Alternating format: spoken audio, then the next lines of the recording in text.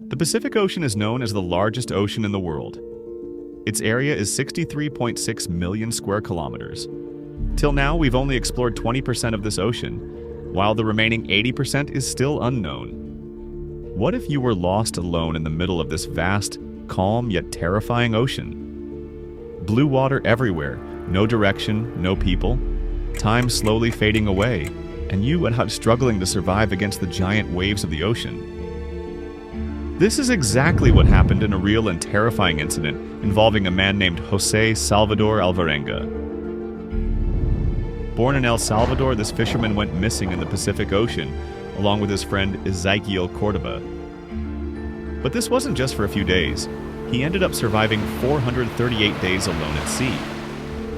He is known as the man who survived the longest time lost at sea in human history. But how did he manage to survive 438 days alone in the ocean? In today's episode, we'll tell you Jose Salvador's unbelievable story. November 17th, 2012. On the coast of Costa Azul in El Salvador, Jose Salvador Alvarenga was preparing for a fishing trip. He was a professional fisherman, used to fishing in the Pacific Ocean. That day, he set out on a 35-foot-long fiberglass boat with 22-year-old fisherman Ezequiel Cordoba. Their plan was to go fishing for about 30 hours and then return to the shore. According to Alvarenga, they needed to catch a lot of fish, which he planned to sell to his boss. But when they reached around 50 miles offshore, the weather suddenly started to change. They were still fishing, but out of nowhere, a massive storm hit. Huge waves began rocking the boat, and heavy rain made it difficult to see anything. After nearly 5 days of continuous storm, their boat had drifted completely off course. They had no GPS, their radio was broken, and all their fishing equipment was gone. Even the engine stopped working, meaning they were now drifting, wherever the wind and waves took them. The storm may have ended, but their real struggle was just beginning. They had no food and no drinking water left. In the beginning, Alvarenga and Cordoba survived by eating raw fish, and sometimes they caught birds to fill their stomachs. They collected rainwater to drink, but when it didn't rain for a long time, they were forced to drink their own urine. Sometimes they caught sea turtles and ate the meat, but chewing and digesting raw meat was extremely hard. In these brutal conditions, Cordoba started getting weaker. He refused to eat raw fish or bird meat, which led him to starvation.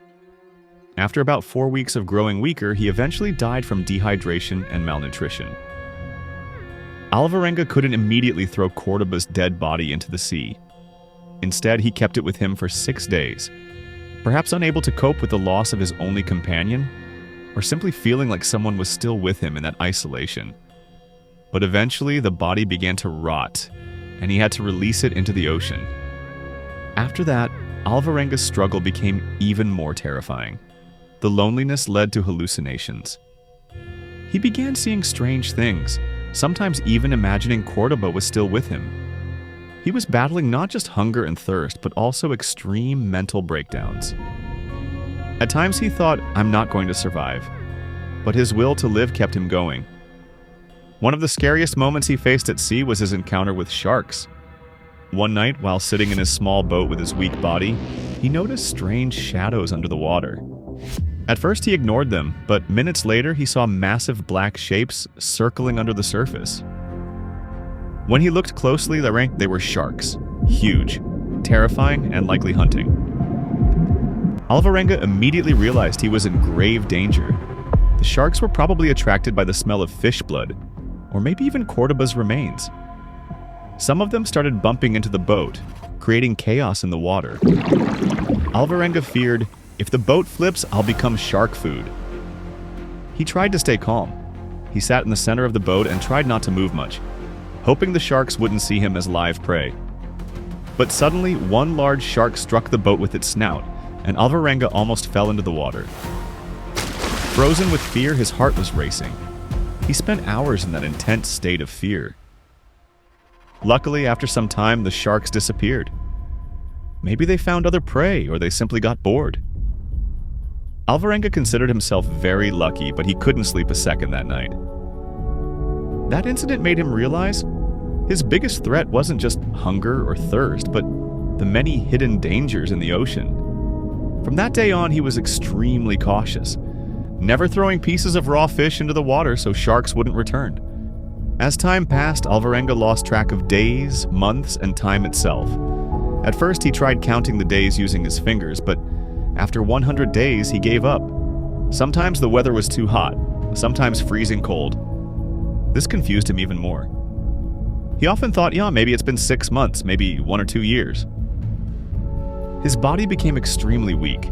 Eating raw meat constantly had damaged his digestive system. His muscles wasted away, and his skin had turned dark red from sunburn, with some areas even forming open wounds. But above all, the greatest challenge was the mental struggle. Now, hunger, thirst, or sharks weren't the scariest part. It was his own mind. Sometimes he believed he was already dead, just a soul drifting through the ocean.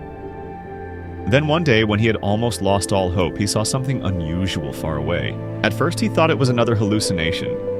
He had seen many fake islands before, but as he looked closer, he noticed something green above the water. It wasn't a cloud or a shadow. It was real land.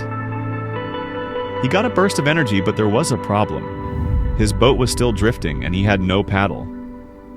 Using the waves, he slowly tried steering the boat toward the land. After about 2 hours of struggle, he finally reached the shore of a small island. January 30th, 2014, after being lost at sea for 438 days, Alvarenga finally reached the tile islet of the Marshall Islands. As soon as he reached the sand, he collapsed from exhaustion. He was so weak he couldn't even walk. Soon, some local fishermen found him and were shocked. They gave him water and took him in to feed him. When the locals informed the authorities, he was taken to a hospital in the Marshall Islands, where he was treated for malnutrition, dehydration, and extreme sun exposure. As soon as Alvarenga's survival story came out, it created a sensation in the media. Everyone was shocked. Some people said, "This is impossible. No one can survive that long without fresh water and food." Some scientists said, "His story sounds consistent, but it still needs verification." When Alvarenga returned to his home country, El Salvador, people welcomed him like a hero. But there was a problem. Even his own family initially thought he was fake. They said, "Our son was dead. How did he suddenly come back alive?" The biggest shock came from Cordoba's family. They accused Alvarenga of eating his friend to survive. They even filed a $1 million lawsuit against him. But Alvarenga denied the accusations, and scientific tests showed no signs of cannibalism, so the case was eventually dismissed. Jose Salvador Alvarenga's 438-day survival is not a movie. It's a real story based on real events. This story proves that the human will to survive can be unimaginable. Even when trapped in extreme loneliness, hunger, and mental suffering, with the right mindset, patience, and determination, one can survive even the most impossible situations. But ask yourself, if you were in Alvarenga's place, would you have survived 438 days?